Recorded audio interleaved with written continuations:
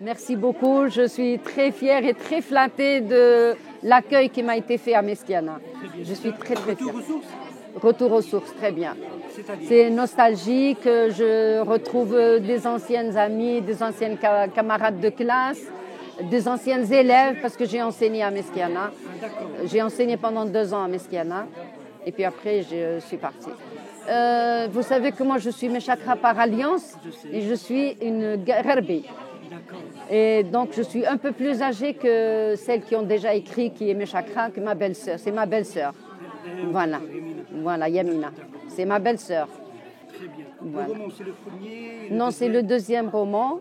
J'ai écrit un roman un peu témoignage sur la vie de Meskiana dans l'ancien temps, c'est-à-dire dans les années 40 et 50. Vous considérez que c'était mieux avant ou c'est maintenant?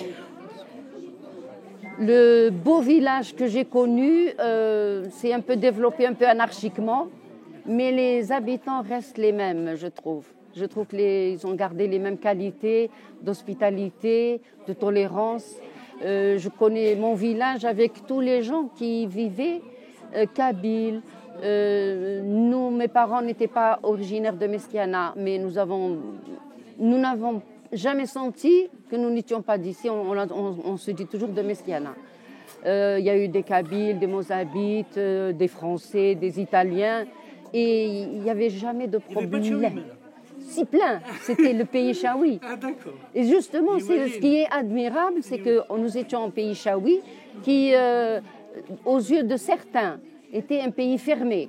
Et qui en fait était d'une tolérance extraordinaire. Magnifique. Puisque tout le monde vivait en bonne, j'allais dire symbiose, on vivait ensemble. On vivait vraiment ensemble. Il y avait, on connaissait les gens par les noms de pâtés de maison qui existaient dans le village. Et on les connaissait. Alors on savait que les Habès étaient dans tel endroit, les Tamrabet étaient dans un autre endroit, les Khelfaoui dans un autre, etc. Donc, moi, j'ai eu l'honneur de connaître la famille du Shahid Moussaoud Khelfaoui. On a connu ses parents, ses grands-parents. Sa grand-mère était la matrone du village. C'est elle qui qui accueillait les bébés qui venaient et qui a accueilli mes sœurs. Donc, voilà. Après tant d'années, les gens font presque la chaîne pour acheter un roman en français. Oui, c'est comme ça, c'est les contradictions de l'Algérie. Il y a plein de choses comme ça. Il y a beaucoup de choses qui sont... Ça me fait plaisir, bien sûr. Il est plein de douleur, le roman. Pourquoi? Alors là, c'est que je travaille dans une association qui accueille les femmes en détresse. Voilà. Et donc, on s'est aperçu que quand même, dans le pays, malgré tout, il y a beaucoup de violence.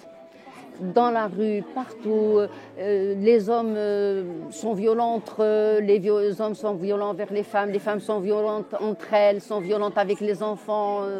Il y a trop de violence et notre association lutte contre la violence.